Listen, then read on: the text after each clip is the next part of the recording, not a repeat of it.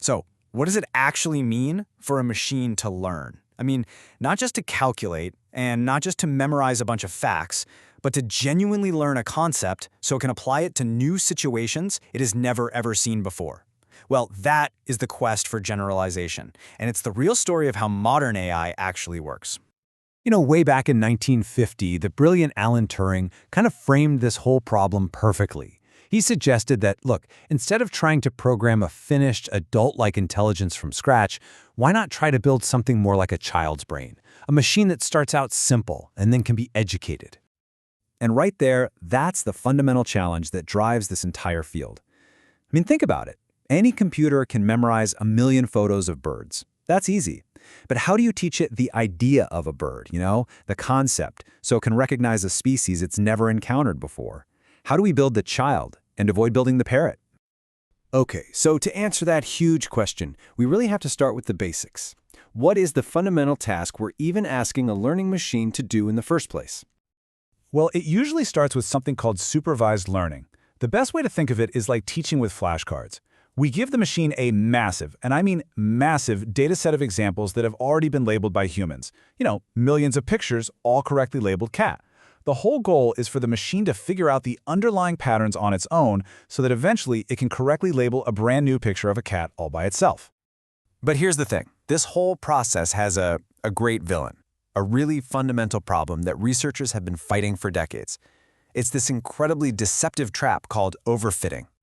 Just look at that orange line. It's like a perfect student that's twisted and contorted itself just to pass through every single green data point, right? It gets a perfect score on the training data. But does that wiggly, super complex line really look like it has understood the simple underlying trend here? Probably not. And this really illustrates the consequence perfectly. We'd say this model has a very low in-sample error. It totally aced the practice test it studied for. But the moment you give it a new test with new data points, its out-of-sample error would be catastrophic. It just memorized the answers. It didn't actually learn the subject at all.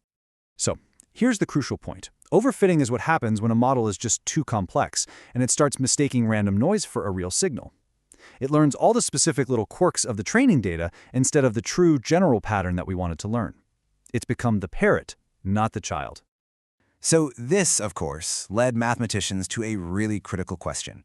If we want to avoid this overfitting trap, we need some way to control or, tame the complexity of our models. We need a way to actually measure their power. But how could you possibly do that? I mean, really, how can you put a number on a model's raw potential to overfit, its inherent flexibility, before you've even shown it a single piece of data? The answer, amazingly, came in the form of this beautiful mathematical idea called the Vapnik-Trevinankis dimension, or just VC dimension for short. It's a way to measure a model's power by asking a simple question. What is the largest number of points that this model can shatter? And shattering just means the model is so flexible that no matter how you label those points, say as red or blue, it can always draw a perfect boundary between the two groups. And this theory has a really profound consequence. It turns out that if a model's power, its VC dimension, is finite, then learning is actually possible. We can prove that it's probably approximately correct learnable. But, and this is the big but, if a model's VC dimension is infinite, it is simply too powerful to be controlled. There is no guarantee it can learn at all. It's untamable.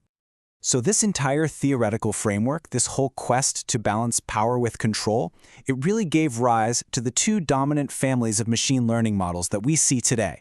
So let's meet the two titans, neural networks and kernel methods. So first up, we have neural networks. And the inspiration, which you can see at the top, is the actual biological neuron in our brains. The mathematical version of that, down at the bottom, is a simple little computational unit called a perceptron. All it does is take in some signals, weigh how important they are, and then decide whether to fire and pass a signal along. Now, the real power here isn't in just one single unit. The magic happens in the collective. By stacking millions or even billions of these simple perceptrons in layers, you create a deep network that can learn to represent incredibly subtle and hierarchical patterns in the world. Now, kernel methods, like the famous support vector machine, they attack the problem with a totally different kind of mathematical elegance. They basically argue, hey, what if the data isn't easy to separate with a simple line? So, instead of making the line more complex, they do something clever. They say, why not just change our whole perspective on the data itself? by projecting it into a higher dimension where it becomes easy to separate. So an SVM doesn't just find any line that separates the data points. Nope. It searches for the single best line, the one that creates the widest possible margin or street between the two classes. And this focus on maximizing that margin is the key to why it generalizes so well. All right, so we have these powerful models. We have neural nets, we have SVMs, but how do they actually learn from the data? What's the engine that's actually driving this whole process of gradual improvement? Well, the workhorse for pretty much all of modern machine learning is an algorithm called gradient descent. The analogy for it is just perfect. Imagine you're on a foggy mountain, and you want to find the lowest point in the valley. But you're blindfolded. All you can do is feel the slope of the ground right under your feet. That slope is the gradient. And take a small step in the steepest downhill direction. You just repeat that millions of times, and eventually, you'll find the bottom. For a neural network, this whole process becomes a constant loop. Step 1, the model makes a guess. Step 2, it calculates its error. You know, how wrong it was. Step 3, using a really clever algorithm called backpropagation, it works backward to assign blame, figuring out which of its millions of internal knobs were most responsible for the mistake. And finally, step 4, it uses gradient descent to just nudge all those knobs a little bit to make a slightly better guess next time. And that whole process of learning from your mistakes is just so powerful. You can see it in action right here with an algorithm called AdaBoost. In each of these 4 panels, it's building a simple new classifier, but it gives more weight, that's represented by the size of the dots, to the examples that the previous classifier got wrong. This forces the learning process to really focus on its hardest problems. And that really brings us full circle. This whole story, from Turing's early vision to the mathematical battle against overfitting and the development of these powerful models and the algorithms that train them, it's all part of the same grand challenge, that quest for generalization. It's what connects all that abstract theory to the powerful AI tools that are changing our world today. So ultimately, we've gotten incredibly good at building machines that can learn from experience and generalize that learning to new situations. But does recognizing a pattern mean the same thing as understanding it? Well, that is the profound question that I think will define the next era of artificial intelligence.